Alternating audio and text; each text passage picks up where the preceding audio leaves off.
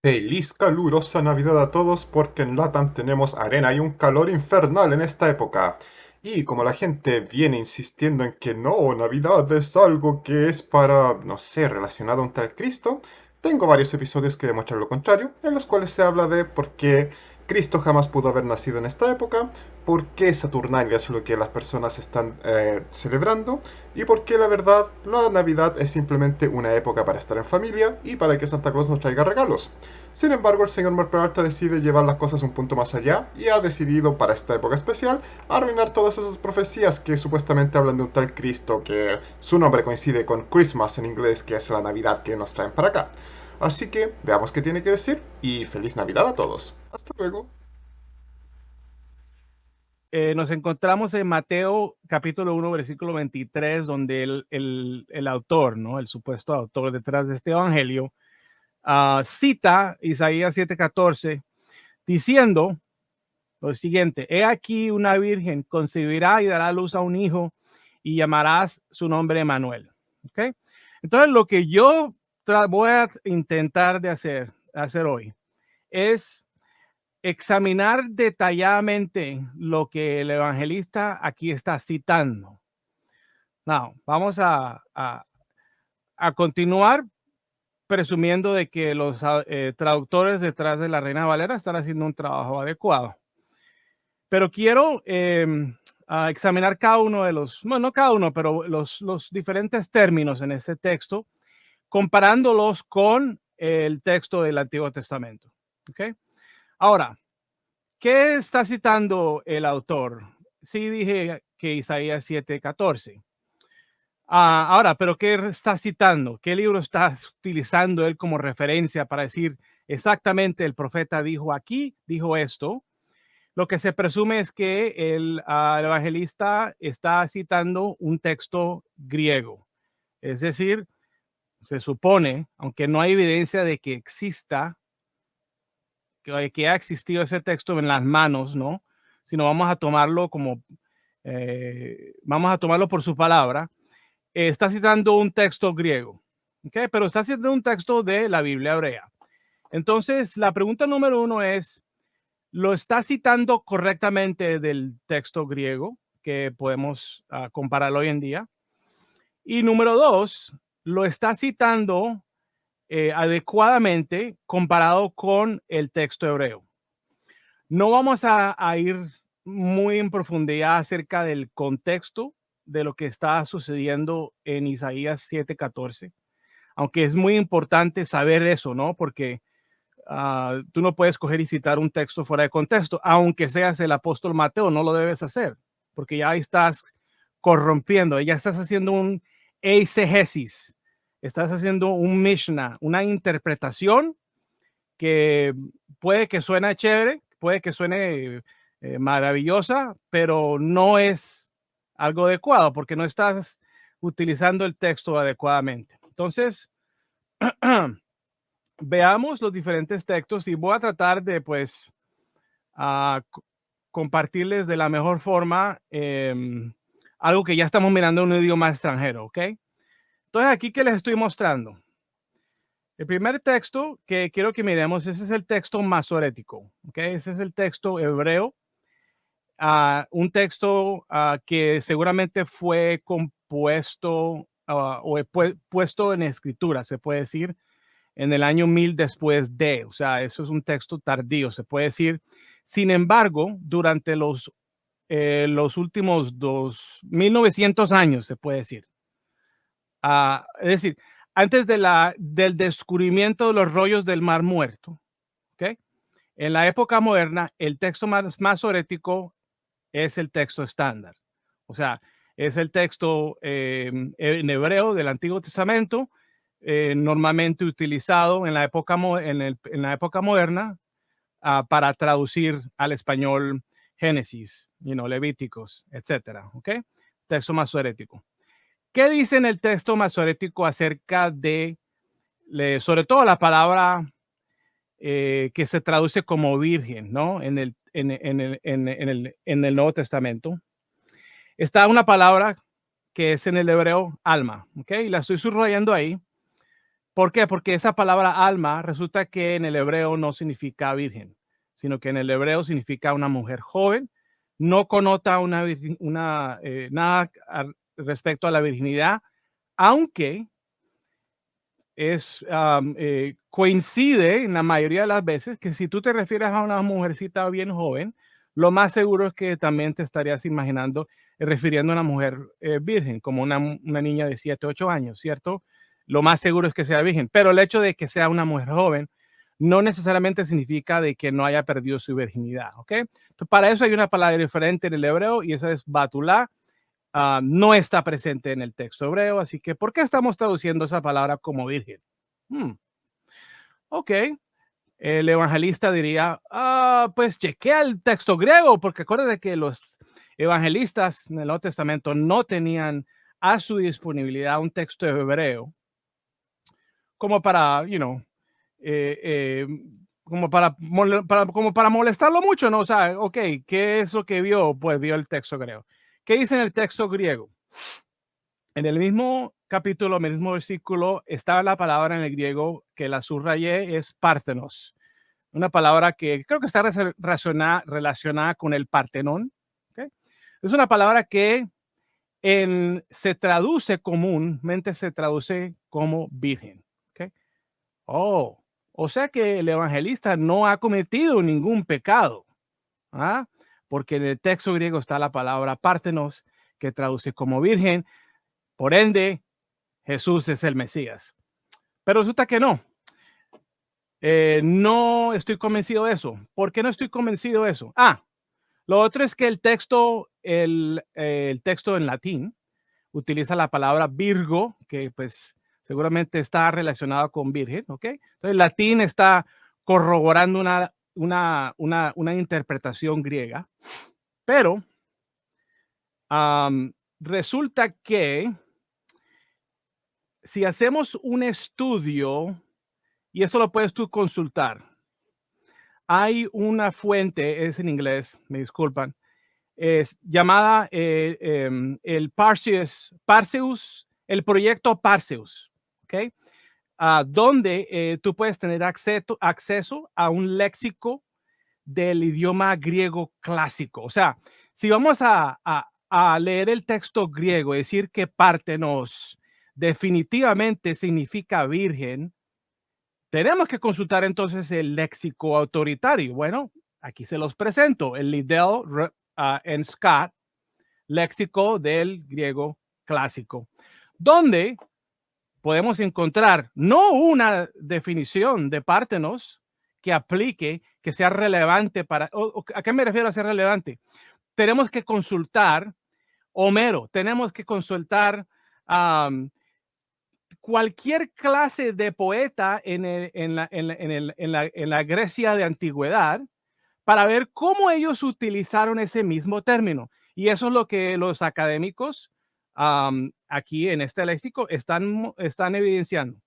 Entonces, ¿qué podemos encontrar? El léxico autoritario dice que como la definición primaria, la definición 1A para Partenón, resulta que no es necesariamente virgen. Entonces, ¿de dónde sacar ese virgen? Dice maiden girl, o sea, una mujer joven. El mismo léxico griego autoritario lo cita. Ahora, si tú sigues leyendo, ahí te va a dar ejemplos, ¿ok? Si tú vas a la fuente en línea, tú puedes hacerle clic a esas diferentes hiperlinks y puedes hacerle seguimiento y te va a llegar a las obras clásicas de dónde salen esas palabras o esos diferentes usos de la palabra Partenos, donde se reconoce como una mujer joven. Una segunda definición en el número 2, ahí en la mitad de la página dice de mujeres jóvenes que no se han casado y que no son vírgenes. O sea, que inclusive, según a ver, en este ejemplo, tenemos a Homero, tenemos a Aristófanes, a Hesiod, a Eurípides, que utilizan esa palabra como una mujer joven que no tiene nada que ver con la sexualidad. Entonces, ¿qué pasa? que para este entonces cabe la posibilidad de que en la misma forma en que el hebreo de antigüedad utiliza la palabra alma para referirse a una mujer simplemente como una mujer joven, sin tener nada que ver con la sexualidad, también existe en el griego clásico. ¿Ok? Entonces, ¿qué pasa? Que cabe la posibilidad de que los traductores, porque el texto griego es una traducción, no un texto inspirado, ¿ok? Vamos a hacer de cuenta de que la tradición es verdadera. ¿Ok? Yo soy ateo y no creo en nada de inspiración. Es una traducción del texto griego que se haya utilizado esa palabra, pártenos, con el propósito de simplemente comunicar una mujer joven. ¿Ok? Ahora, resulta que he citado un texto hebreo que que es más joven que el texto griego. Entonces habrán quienes dirán, bueno, pues es que el texto griego es más viejo. La Septuaginta, 500 antes de. ¿Cómo me vas a comparar una Septuaginta de 500 años antes de a un texto masorético que es 1000 después de? ¿Ok? Pero resulta que la investigación ahí no acaba. Yo les puedo mostrar a ustedes el Mar Muerto. Los rollos del Mar Muerto, resulta que, a ver si encuentro el slide, los rollos del Mar Muerto, entre muchas cosas, se ha encontrado el versículo Isaías 7:14 entre sus manuscritos. Entonces, ¿qué pasa? Expertos en el texto, en el hebreo, han observado y aquí en pantalla yo les puedo mostrar, les puedo demostrar que en el manuscrito de Isaías, que fue encontrado en la cueva número 1 en Qumran, está evidencia un texto, un manuscrito, donde afirma que en el año, a ver, los rollos del Mar Muerto, Isaías, eso es seguramente que entre el año, no sé, 100 y pico a 200 y pico antes de, o corríjame los que sepan mejor la cronología. El caso es que el texto de los rollos del Mar Muerto es antes del nacimiento de Jesús, es antes de este contexto del Nuevo Testamento, donde y dice alma, la palabra está ahí y la tengo subrayada. Esa es la palabra que está a la derecha. La última palabra a la derecha, ahí dice alma. Hay otros problemas con el texto, pero espero que ya mostrándoles evidencia material de que este texto, de hecho, tiene una palabra que los autores de el Evangelio según Mateo, y de la misma forma en que consecuentemente pienso yo el cristianismo interpreta estos textos. Ahora, ¿serían ellos los únicos que harían eso? No, no creo. Yo pienso que cabe la posibilidad, y creo que con esto finalizo el slideshow, que es posible de que ese judaísmo apocalíptico, de donde nace, ¿no? Este cristianismo, de que ellos de hecho estaban leyendo esos textos como que hay algo aquí. Lo que pasa es que este concepto de el nacimiento milagroso de de un demidios, de un hijo de Dios. O sea, si vamos a analizarlo ahora dentro de un contexto greco-romano del primer siglo, el hablar de un hijo de Dios en ese contexto encaja mejor que hablar de un Mesías judío o de un héroe judío, como por ejemplo lo viene siendo Abraham, donde hay otro nacimiento milagroso ahí, ¿cierto? De hecho, hay otros nacimientos milagrosos en el antiguo, en la Biblia hebrea. La diferencia es que se caracterizan no por una concepción virginal, ¿ok? Sino son nacimientos milagrosos porque la mujer es estéril, porque están muy viejos. Entonces, físicamente, como que no tiene sentido de que pueda haber un nacimiento, pero sucede, como sucedió con Sara, que ella siendo estéril, nace. Esa era la clase de nacimiento milagroso que encaja en un pensamiento judío en la antigüedad, se puede decir. Pero este concepto de un nacimiento milagroso por medio de una intervención de un Dios, como por ejemplo es la concepción de diferentes dioses grecorromanos, como fue Apolo y otros, donde es no dos seres humanos, como lo eran Abraham y Sara, sino es una mujer humana con un Dios, con un ser divino, donde hay algo ahí, algo sucede, you know? O el Dios tiene sexo con el ser humano, o sucede algo donde se permite la transmisión de líquidos o de semillas milagrosas, y hay y se concibe un personaje. Entonces, ¿qué pasa? Que para mí lo que está sucediendo es que los autores de los evangelios, no en Marcos, porque Marcos esto está ausente en el primer evangelio, pero ya para Mateo está insistiendo ya en eso, ¿no? De que no solamente tenemos este personaje importante que murió y que de cierto modo triunfó la muerte o conquistó la muerte, pero que también su nacimiento es algo muy importante. Y entonces yo creo que lo que está haciendo es reinterpretando ese texto y añadiéndole o amalgamándole un contexto greco-romano de la expectativa de un Dios como un Dios dentro de ese contexto greco-romano.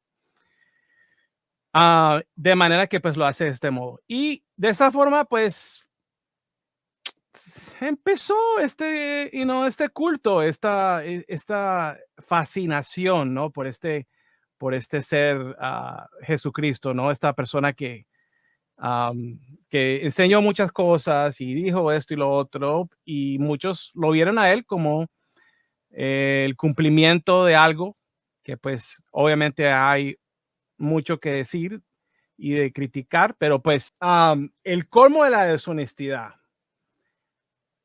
finaliza en lo siguiente.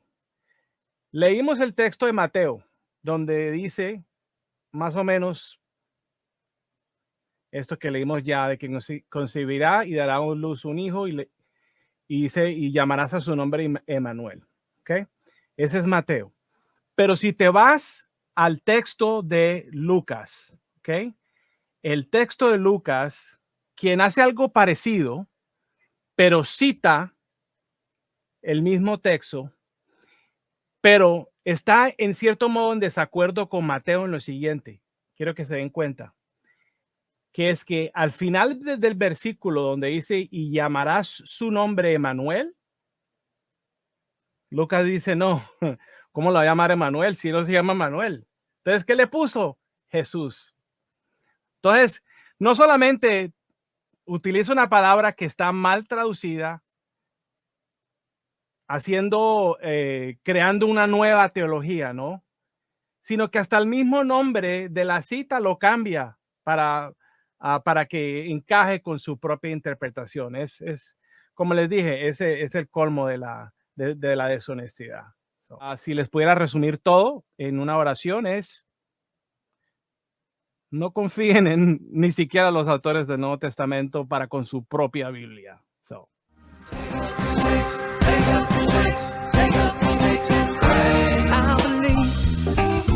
In the Bible signs, taking up serpents drinking strychnine.